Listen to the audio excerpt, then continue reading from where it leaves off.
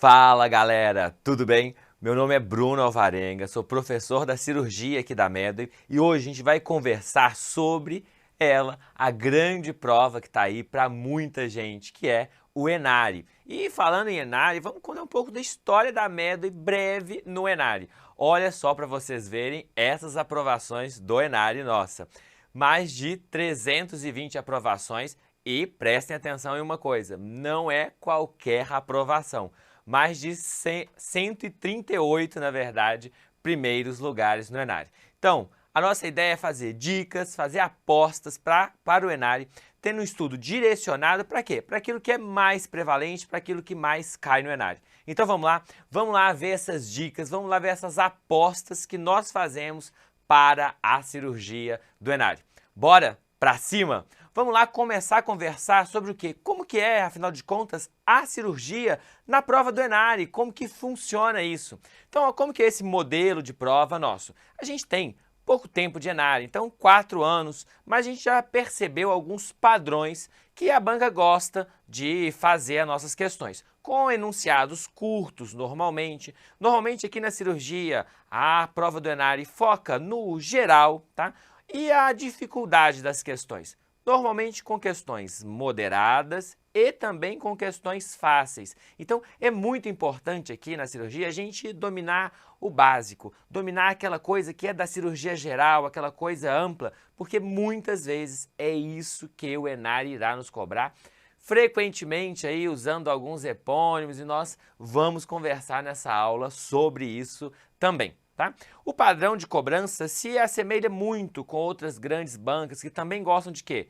Questões abrangentes, de conteúdo que a gente tem que saber e uma característica, normalmente com padrões de memorização. Normalmente é isso, e lembra lá que eu disse do epônimo, de alguma coisa assim, para a gente decorar uma classificação. Então essas coisas irão aparecer na prova do ENARI. Mas não se preocupem, porque eles gostam lá do básico, aquilo que a gente tem que saber na cirurgia. Então vamos lá descobrir como que é esse jeitão clássico do ENARI, com muita cirurgia geral, as questões normalmente mais teóricas, coisas importantes para o ENARI, tipo o quê?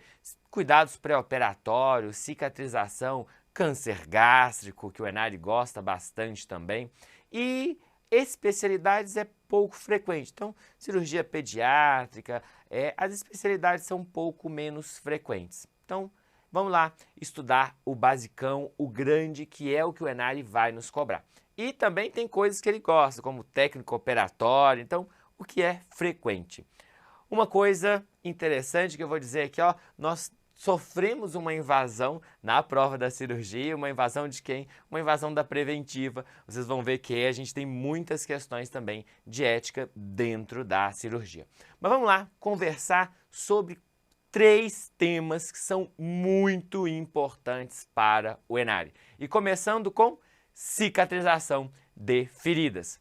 O que é relevante para a cicatrização? A gente precisa conhecer todas as fases da cicatrização e o que acontece em cada uma dessas fases. Então vamos lá, começando com a fase inflamatória, que é a primeira fase. Assim que eu tenho lá um dano celular, ou um machucado, ou o quê? Que dano celular é esse que nós da cirurgia estamos falando? Da cirurgia em si, da cicatrização da incisão que a gente fez. Então, inicialmente, o que eu tenho? Essa fase inflamatória. O que acontece inicialmente? O primeiro objetivo do organismo é o quê? É controlar o sangramento e fazer o quê? Quimiotaxia. Eu quero trazer as células para cá para fazer esse processo inflamatório. Então, eu quero parar o sangramento e trazer células para promover a inflamação e a cicatrização. E uma pegadinha importante que tem a cara do ENARI, que é o quê?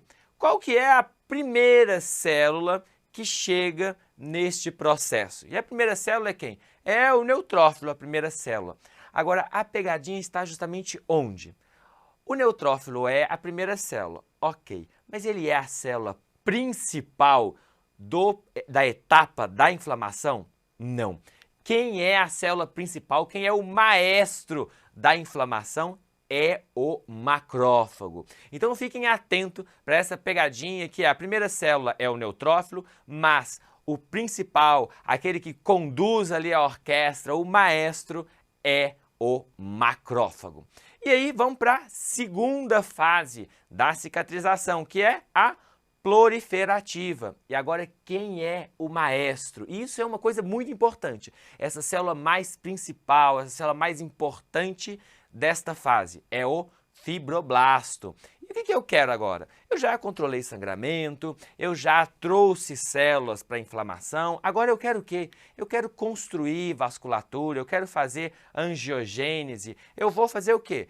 Fazer a matriz extracelular. Agora é hora proliferativa. O fibroblasto está aqui para fazer matriz extracelular. E uma coisa importante nessa matriz. Eu tenho formação de colágeno, mas olha, ó, colágeno tipo 3.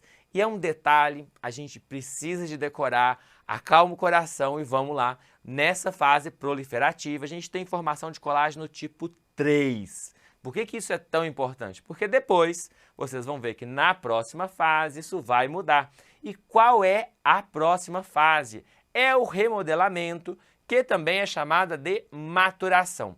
E quem é o principal, o maestro desta fase? Agora é o miofibroblasto. E o que é importante aqui com o colágeno? Lembra lá que na fase proliferativa eu produzi colágeno aqui, ó, do tipo 3, agora, na fase de maturação, no remodelamento, eu vou ter agora colágeno do tipo 1. Então, o colágeno que era do tipo 3 é convertido em colágeno do tipo 1. E nessa última fase, o que eu tenho? Eu tenho lá a contração da cicatriz. Vamos ver uma foto, uma imagem do Seiberstein mostrando estas células durante a inflamação. Olha aqui.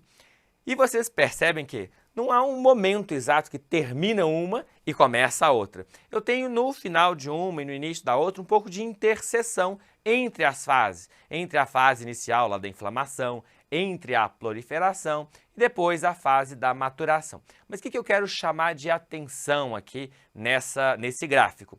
É que, olha, quem é o primeiro a chegar aqui? Justamente os neutrófilos. O primeiro a chegar, mas o maestro lá da fase inflamatória é justamente quem? O macrófago. E isso vai mudando ao longo que eu vou tendo o processo de cicatrização. Isso é muito importante lembrar dessas fases, que eu vou começar com a inflamatória, depois proliferativa e depois maturação. Ah, Bruno, não vou lembrar disso. Vai lembrar sim. Vamos lembrar lá, vamos pegar um exemplo lá da pediatria. Lembra lá a criança, ó, a Patrícia, uma criança que está aqui, uma criança ruiva, que pegou uma infecção, uma inflamação, está inflamada, e aí o organismo, depois dessa inflamação, vai fazer o quê? Uma resposta imune importante, e depois Patrícia vai crescer saudável, por quê? Depois da inflamação, ela vai crescer bem, e ela vai ter lá uma boa maturidade depois. Olha a Patrícia que grande. Para que eu estou fazendo isso? Só para a gente poder decorar essa sequência e lembrar que a inflamação, a fase inflamatória, progride, a fase proliferativa, para maturidade, para maturação. Então, na coisa, decorem isso, que a inflamação progride para maturidade. A fase inflamatória, depois eu tenho a fase proliferativa e depois a fase de maturação. Então, isso tem que ficar medular para a gente. A inflamação, a proliferação e a maturação. E se a banca quiser fazer uma pegadinha com a gente também já sabe que a maturação tem outro nome, que é o quê? Remodelagem, que também é o nome da inflamação, da maturação. Então, a inflamação progride para maturidade. Vamos lá ver como que é, afinal de contas, que o Enari cobra isso da gente. Vamos lá, uma questãozinha do Enari, que perguntou para a gente, direto, os tecidos tentam restaurar sua função normal e a integridade estrutural após uma lesão passando pelo processo de cicatrização. Quais são as 3 fases desse processo em ordem cronológica e suas respectivas características. Vamos lá ver o que ele coloca para a gente? E aí, quando a gente começa a ler, vocês vão ver que a gente começa a fazer confusão com isso tudo. A. Fase reativa, proliferação e migração epitelial. Depois ele fala que é a fase da maturação. Depois, no final, ele fala que é a fase proliferativa. Aí, olha para você ver, já comecei a confundir as coisas. Vou dar uma puladinha na B. Vamos lá para a C. Fase inflamatória. Depois, fase regenerativa. Depois, ele vai dizer que é fase de remodelagem. Estranho aí. Lembrando lá, a inflamação progride para maturação. Não é nada disso. E na D, fase de remodelagem, já no início, hemostasia e quimiotaxia. De fato, a primeira fase eu tenho hemostasia e quimiotaxia, mas ela não chama remodelagem. Depois, fase reativa. Depois, fase maturacional. Não é isso, né? Vamos lá ver a alternativa correta, que é a alternativa B. Antes dela, vamos só ver a E, porque Enare são 5 alternativas. Então, a E falando fase proliferativa, depois maturação, depois fase reativa. Perceberam? Quando a gente começa a ler, a gente até confunde quais são as fases. Então vamos lá sempre lembrar daquela nossa regrinha. E a resposta era quem? Justamente quem eu pulei, que é a B. E vamos usar ela para a gente consolidar esse conceito. A primeira fase é a fase inflamatória. O que eu quero? Hemostasia e quimiotaxia. Depois eu tenho a fase proliferativa, a inflamação progride para a maturidade. O que eu tenho agora na proliferativa? Regeneração do quê? Do tecido conjuntivo, fazendo colágeno do tipo 3. E a última fase, maturação, que poderia ter colocado remodelagem para a gente também. Maturação, que eu tenho o quê? Contração da cicatriz e formação e remodelamento da cicatriz. A inflamação progride para a maturidade. Vamos lá falar outro assunto quente e importante do Enare, que é abdômen agudo obstrutivo. E aqui a gente tem que saber o que é o conceito básico e como que a gente trata um abdômen agudo obstrutivo. Vamos lá entender como que isso funciona e qual que é o problema lá. E é também a fisiopatologia desse abdômen agudo obstrutivo. O que eu tenho aqui? Eu tenho inicialmente lá uma obstrução intestinal, e aí na hora que eu tenho essa obstrução, o que o intestino faz? Ele vai aumentar a peristalse, tanto antes da obstrução quanto depois da obstrução. Afinal de contas, alguma coisa parou o meu fluxo aqui intestinal. Eu quero aumentar a peristalse, eu quero tentar vencer isso. E como essa peristalse aumenta tanto antes do local onde eu tenho obstrução, quanto depois do local da obstrução, o que eu posso ter aqui? Uma diarreia paradoxal. Paradoxal por quê? Não é o que a gente esperava, o paciente obstruído e cursa com diarreia, mas posso ter uma diarreia, justamente porque por esse aumento da peristalse. E o que isso vai fazer depois? Uma fadiga intestinal, e eu vou ter o quê? Uma dilatação cada vez maior dos intestinos. E o que vai cursar junto com isso? Um aumento da pressão intraluminal e aumento de líquido intraluminal, sendo que o aumento de líquido intraluminal também aumenta a pressão intraluminal. Então agora eu tenho o quê? Dilatando, mais líquido ali dentro daquela alça, a pressão ali dentro da alça aumenta. Às vezes a gente operar abdômen agudo obstrutivo e vocês vão ver que essa não é a nossa primeira opção, mas quando a gente opera um abdômen agudo obstrutivo, quando você abre a alça, você vê volume, líquido saindo. Por quê? Porque você tem uma pressão grande ali dentro. E o que essa pressão faz, afinal de contas? Eu vou ter, com relação ao líquido, eu vou ter cada vez deposição de líquido lá dentro da alça, e aí eu vou fazer uma desidratação desse paciente, o paciente vai ficar hipovolêmico, e, além disso, eu tenho lá, com o aumento da pressão, vou diminuir a perfusão, pois cada vez aquela parede da alça está ali mais comprimida, eu tenho uma pressão grande, e aí eu não estou conseguindo perfundir bem. E aí, olha aqui uma transição entre dois abdômenes agudos. Eu começo a ter uma isquemia e um abdômen que inicialmente era obstrutivo pode perfurar na sequência. E isso é um conceito muito importante para a gente, porque quando eu estou diante de um abdômen agudo obstrutivo, a minha pergunta é: será que eu estou só diante de um abdômen agudo obstrutivo ou será que isso evoluiu para um abdômen agudo perfurativo? E como é o tratamento do abdômen agudo? É obstrutivo? É cirurgia, gente? Não é. Porque a maioria dos abdômenes agudos obstrutivos, a principal causa é o quê? Bridas, aderência, aquele paciente que já teve uma cirurgia intestinal, foi manipulado ali muitos intestinos, depois o quê? Um intestino fica lá, ó, coladinho no outro, gruda no outro e faz o quê? Uma brida, que o tratamento, na maioria das vezes, é um tratamento clínico. Então, o tratamento, as medidas iniciais para o abdômen agudo obstrutivo são, e deixei várias vezes aqui, esse slide clássico nosso da MED, de jejum, sonda e soro. Jejum, porque eu não quero aquele paciente se alimentando mais, porque eu tenho uma obstrução. Eu vou deixar uma sonda, e o que eu quero com essa sonda? Fazer uma descompressão gástrica, porque eu sei que eu tenho pressão aumentada, não era esse o meu mecanismo que eu tenho lá? Então eu tenho uma pressão maior, eu quero descomprimir. Essa sonda não é para alimentar o paciente, eu quero justamente o quê? Deixar uma sonda aberta para descomprimir o trato gastrointestinal. E soro. Lembra lá que eu disse que vamos depositando líquido no intraluminal e esse paciente vai ficando hipovolêmico, vai ficando desidratado.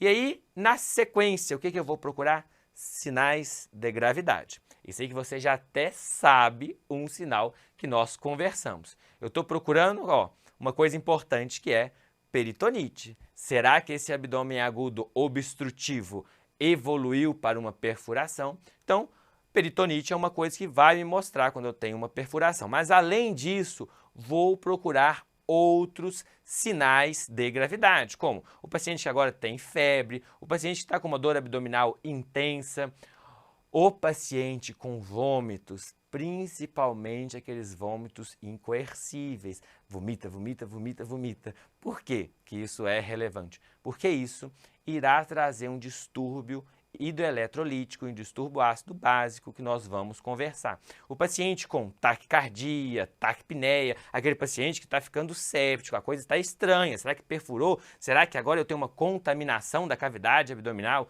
E o paciente que vai ficar hipotenso. Então, vou procurar esses sinais, vou fazer o quê?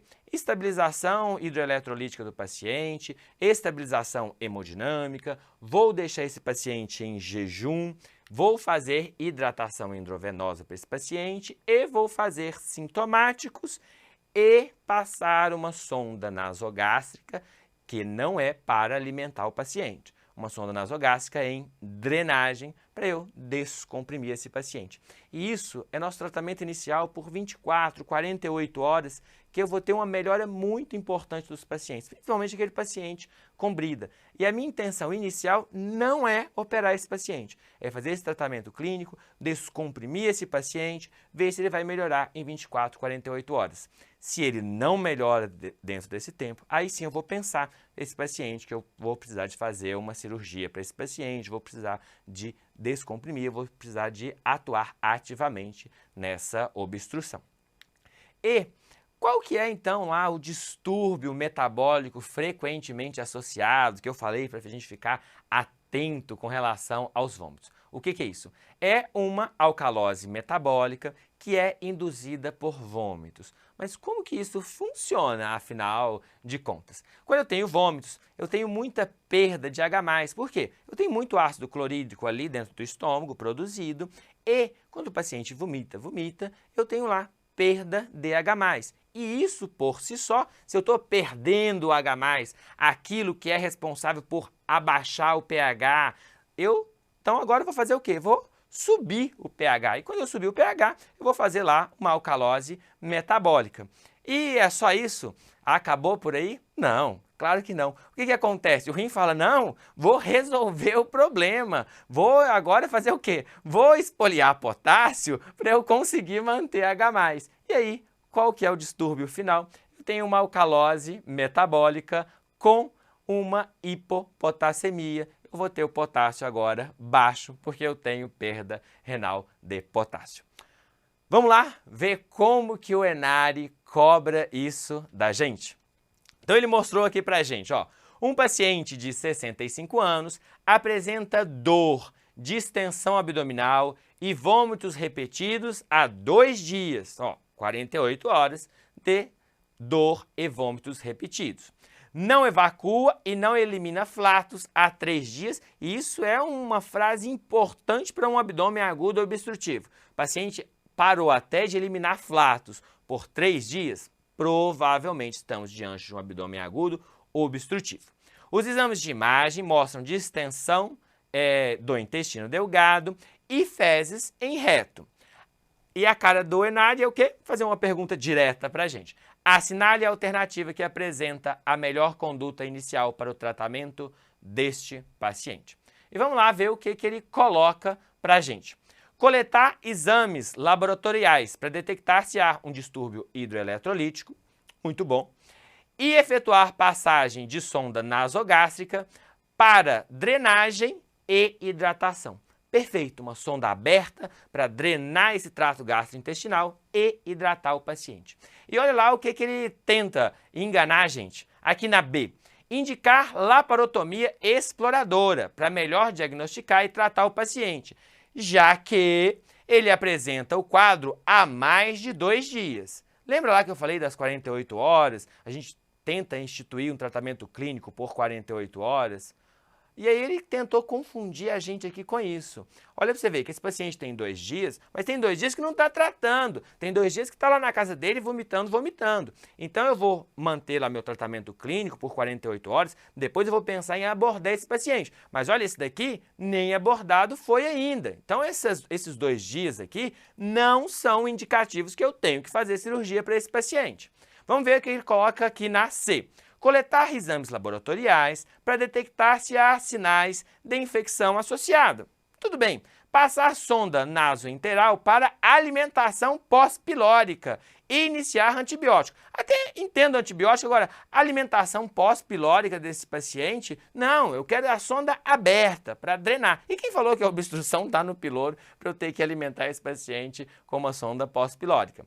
Vamos lá no D. Conversar com familiares, uma coisa importante no ENAD, que vocês vão ver que muitas vezes as questões com ética e preventiva, elas vão ter essa questão importante. A gente tem que conversar com o paciente inconsciente, eu posso conversar com os familiares, mas principalmente quem? Conversar com o paciente.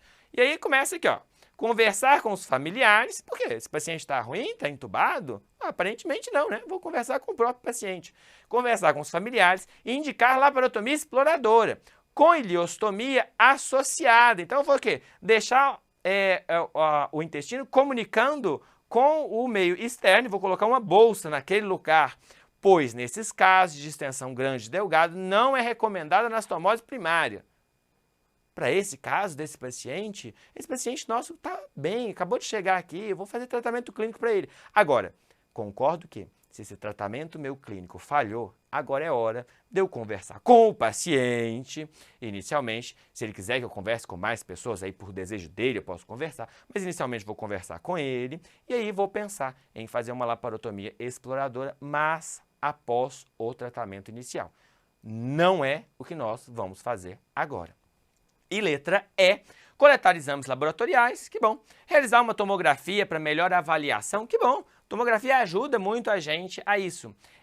E seguir e encaminhar o paciente para cirurgia, pois a maioria desses casos é solucionada por meio de cirurgia. Não é verdade. A maioria desses casos são bridas e faremos tratamento clínico. Por isso, a nossa resposta é a A, que a gente já tinha visto, que está lá perfeitinha. Coletar exames laboratoriais, detectar distúrbio hidroeletrolítico, que a gente sabe que acontece, passagem de sonda nasogástrica para drenagem e vamos hidratar este paciente. Vamos lá conversar sobre o nosso último tema, que é um tema quente e importante para as provas do ENAD. De quem nós estamos falando? Do adenocarcinoma gástrico, que é quem, na final de contas, do câncer gástrico, que é também um tema importante para o ENAD. Então vamos lá recordar algumas coisas principais, que é quarta, quinta, isso varia ao longo do tempo, neoplasia mais comum, mas o que é importante? A gente saber que é uma neoplasia comum, Onde é muito comum, no Japão, no Oriente, é uma neoplasia muito importante. E a gente tem, inclusive, muitas publicações do Japão falando sobre câncer gástrico, porque para eles é uma doença muito prevalente. Eu tenho agora um aumento recente em pacientes adultos jovens. E uma coisa importante, é uma neoplasia comum e também uma causa importante de morte nos pacientes. Então, uma causa muitas vezes letal, a quarta causa de câncer mais letal. Por quê? Principalmente porque muitas vezes eu tenho diagnóstico em estágio avançado. E isso vai determinar muito o prognóstico desse paciente. Uma coisa interessante e boa é que a incidência tem decaído nos últimos anos. Por quê? A incidência geral. Por quê? Porque a gente sabe agora muito mais como funciona essa doença e o reconhecimento de um importante fator de risco, que é o H. pylori. E a gente tratando o H. pylori, a gente tem uma redução da incidência.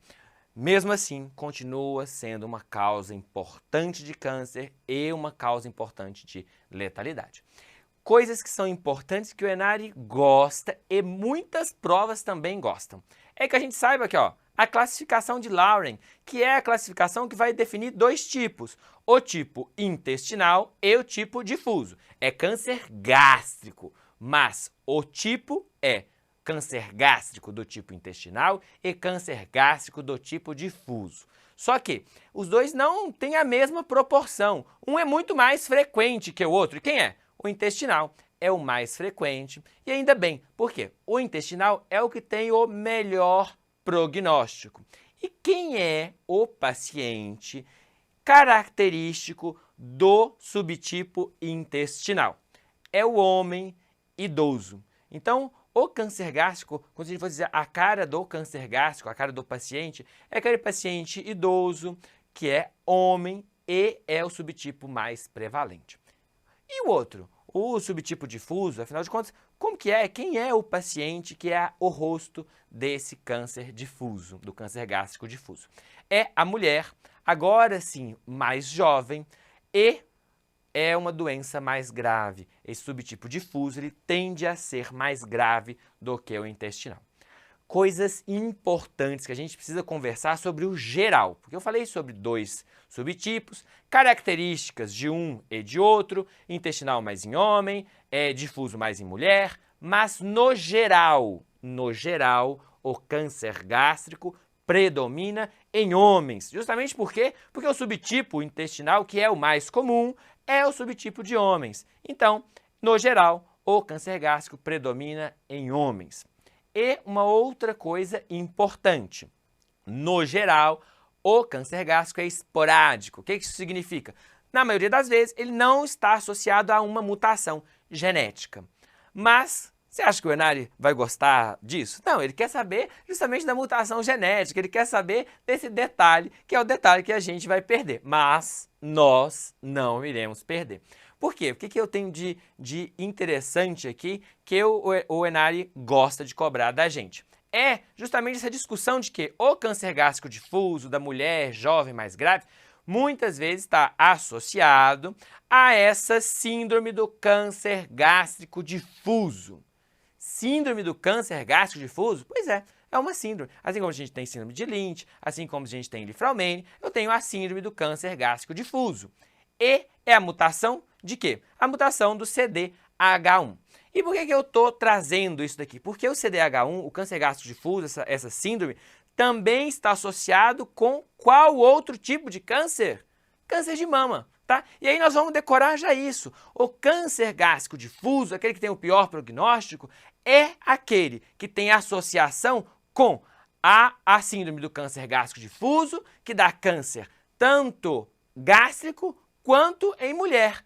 E mulher onde? Na mama, tá? Então, o câncer gástrico difuso, que se associa à mulher, também se associa com a síndrome do câncer gástrico difuso, que dá câncer de estômago e dá câncer de mama. E é um gene de alta penetrância. O que isso significa? Significa que aquele doente que é portador da mutação tem um alto risco de desenvolver a doença e por isso essa mutação é tão importante, porque a penetrância é grande. Aquele paciente que tem a lesão tem um risco lá próximo de 80%. Claro que isso varia entre uma literatura ou outra, mas é uma alta penetrância. Esse paciente que tem esse gene mutado tem um alto risco de ter a doença, por isso tem uma alta penetrância lá do câncer gástrico difuso, que é associado a mulheres, câncer de estômago e mama. E como que é que, afinal de contas, surge o câncer gástrico? E a gente tem essa teoria de como que ele vai progredindo, que começa com uma gastrite crônica, essa gastrite evolui para uma gastrite atrófica. E o que eu tenho aqui? A célula parietal que produz HCl, ela vai ficando atrófica e eu tenho menor produção de HCl. Eu tenho depois uma metaplasia intestinal, eu tenho uma displasia e, no fim, o adenocarcinoma. Uma palavra importante e chave aqui é essa gastrite atrófica, lá a atrofia da célula parietal, que vai diminuir a produção de HCl, eu vou alterar o pH daquele microambiente e eu vou progredir para esta sequência. Quais são os fatores de risco, então? O primeiro e conhecido e importante fator que a gente está atuando sobre ele é quem? É o H. pylori. E qual que é o mecanismo? Lá, justamente o surgimento da gastrite atrófica. Que mais que é fator de risco? A dieta ocidental, carnes, peixes, salgados, conservantes. Então, é um fator de risco também. Outro, a obesidade também é um fator de risco, tabagismo e álcool, a infecção por Epstein-Barr vírus, a cirurgia gástrica prévia, a radioterapia abdominal também são fatores de risco. Agora, e fatores familiares, né? As síndromes familiares de risco. A primeira delas é justamente a que a gente já conversou e uma síndrome importante de alta penetrância, que é a síndrome do câncer gástrico difuso, do câncer gástrico hereditário, que é lá a mutação do CDH1. Outros fatores de risco. Lá, a síndrome de Li-Fraumeni, a síndrome de Lynch, a polipose adenomatosa familiar e a síndrome de Peutz-Jeghers. Além disso, os pólipos gástricos e o tipo sanguíneo A. Agora, adivinha, onde que o tipo sanguíneo A é mais frequente? Lá no câncer gástrico difuso, aquele que tem uma prevalência maior em mulheres mais jovens e mais grave e do tipo sanguíneo A. Se a gente fosse eleger assim, quem é o paciente? É aquela mulher jovem do tipo sanguíneo A, que tem o câncer gástrico do subtipo difuso. Outros fatores de risco. A úlcera gástrica, um fator que é risco, um fator associado ao câncer gástrico é quem? Aquele paciente que tem anemia perniciosa, porque tem deficiência de ácido fólico. E qual que é a associação disso? Justamente com a gastrite atrófica, que eu vou ter lá uma menor absorção de vitamina B12 por conta da gastrite atrófica, esse paciente lá tem uma anemia perniciosa. Quais são os sintomas clássicos, então, do câncer gástrico? É sintoma gástrico de neoplasia, isso você sabe. Aquele paciente emagrecido, aquele paciente que está consumido, que chega no nosso consultório consumido, aqueles sintomas clássicos de neoplasia gástrica.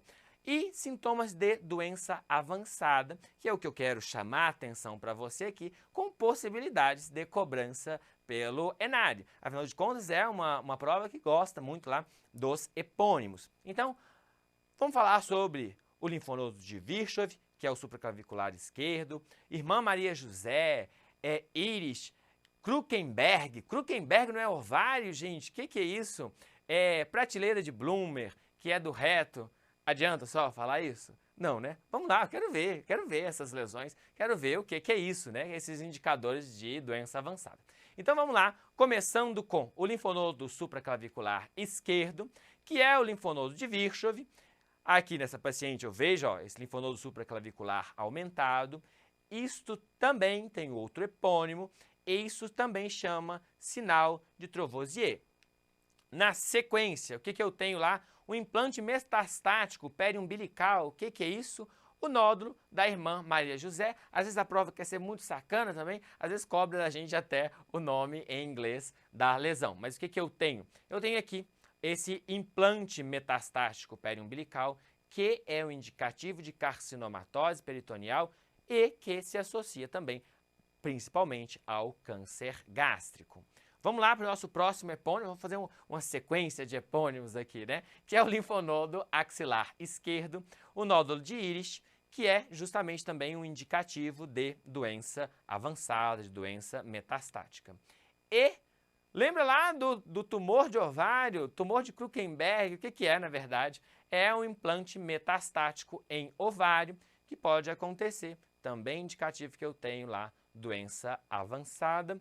E, por fim, a infiltração metastática do fundo de saco de Douglas. Ali quando a gente faz o toque, a gente percebe que no fundo de saco tem uma massa, tem alguma coisa ali naquela região. E aí, aqui, a gente mostrando numa tomografia, que são as prateleiras de Bloomer. Mas, muitas vezes, nós vamos ver isso no próprio exame físico do paciente. E como que é feito o diagnóstico, então, do câncer gástrico? Gente, é uma neoplasia. E aí o diagnóstico de neoplasia tem que ser o quê? Anátomo-patológico. Eu vou fazer endoscopia, vou biopsiar essa lesão e com anátomo patológico da lesão, de uma úlcera que eu tenho, eu preciso de biopsiar, eu vou definir se aquilo é um câncer gástrico ou não é um câncer gástrico. Então quer dizer que nós vamos pedir endoscopia para todo mundo? Não, também não é assim, né? O que é o sinal ali para eu pedir endoscopia para os pacientes?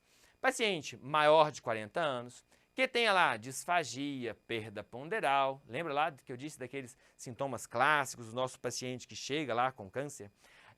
Paciente com história familiar de câncer do trato gastrointestinal, paciente com anemia, lembram lá que a anemia perniciosa é um fator de risco, um fator associado ao câncer gástrico, o sangramento do trato gastrointestinal, paciente que tem uma massa abdominal palpável e o paciente com linfadenopatia.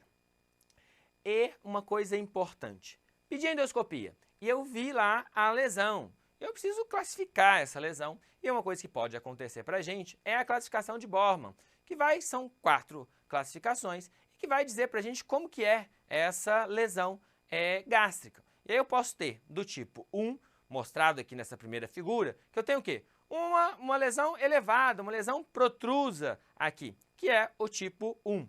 Eu posso ter também o tipo 2, que agora eu tenho o quê? Ó, essa lesão aqui, ó, ulcerada, né? Eu tenho aqui uma lesão ulcerada, que é Borman 2. Vamos lá para os outros 2 tipos? Eu posso ter o Borman 3, que eu tenho o quê?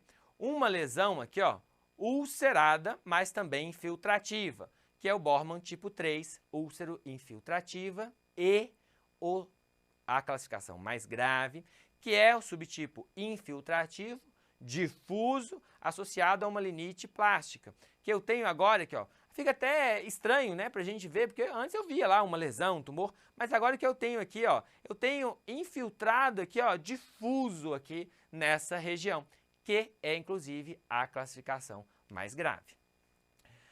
Por fim, eu resolvi trazer de novo a classificação de Laurin, só com mais detalhes. Aproveita, bate uma foto aqui dessa classificação, porque é uma coisa importante, só para a gente poder memorizar de fato os pacientes e o que acontece em cada um deles. Então, mostrando lá o intestinal, que é de quem? Aquele bem diferenciado, que é o mais comum, do homem idoso, e que eu tenho lá um melhor prognóstico. E o subtipo difuso, que eu tenho lá característico, a célula em anel de Sinnett, que é lá o pouco diferenciado, que tem lá uma predileção pelo sexo feminino, a paciente mais jovem, do tipo sanguíneo A, e que eu posso ter lá a mutação do CDH1 associado com a ecaderina, e eu tenho o quê? Um prognóstico pior para esse paciente.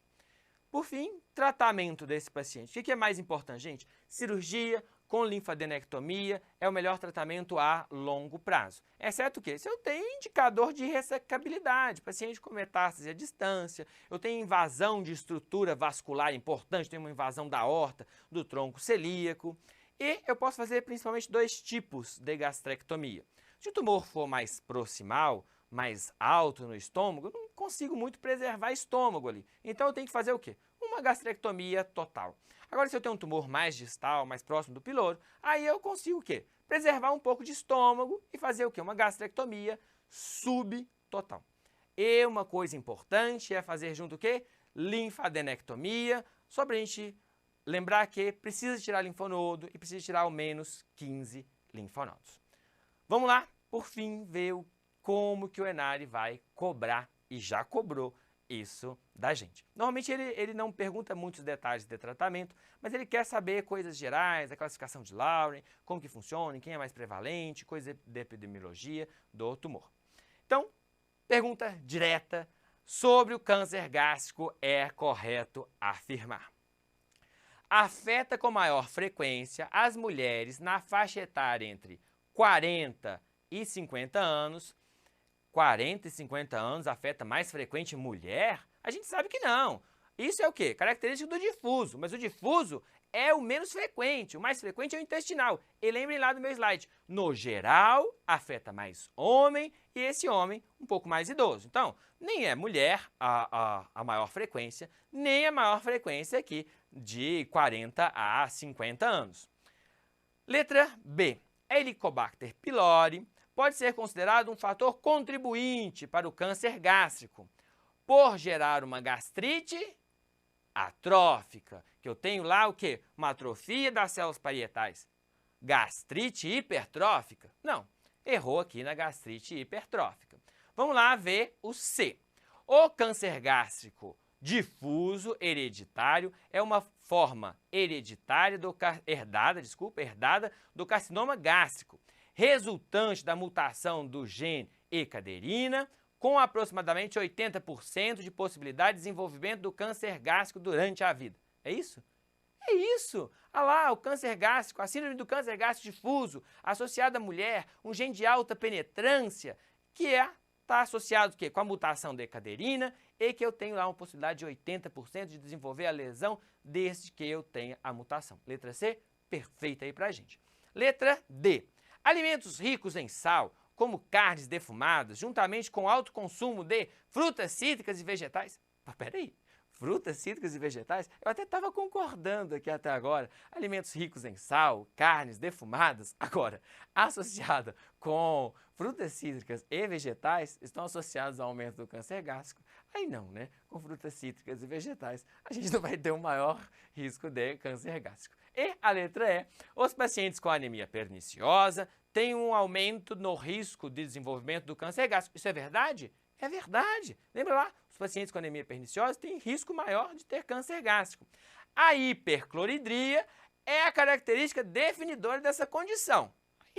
Aí não, né? Porque a gente sabe que não é hipercloridria. O que eu tenho? Eu tenho associação com uma gastrite atrófica, eu tenho lá uma atrofia da célula parietal, vai produzir menos ácido clorídrico, eu mudo o pH daquele microambiente e o que eu tenho é menos ácido clorídrico. Eu não tenho aqui, ó, hipercloridria desse paciente. Então, qual que é lá a nossa resposta? Que a gente já tinha falado, que a gente vai guardar no coração, falando sobre o câncer gástrico do subtipo difuso, é que o gástrico difuso hereditário, associado lá à mutação, é uma forma herdada de carcinoma gástrico, resultante da mutação do E-caderina, com 80% de penetrância.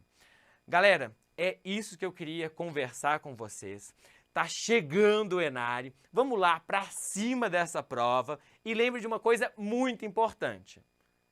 Nós aqui estamos com vocês juntos até o final. Então bora lá, acompanhe nossas apurações de prova, vamos lá para cima do Enare, vamos lá passar na residência e realizar nosso sonho esse ano. Bora para cima!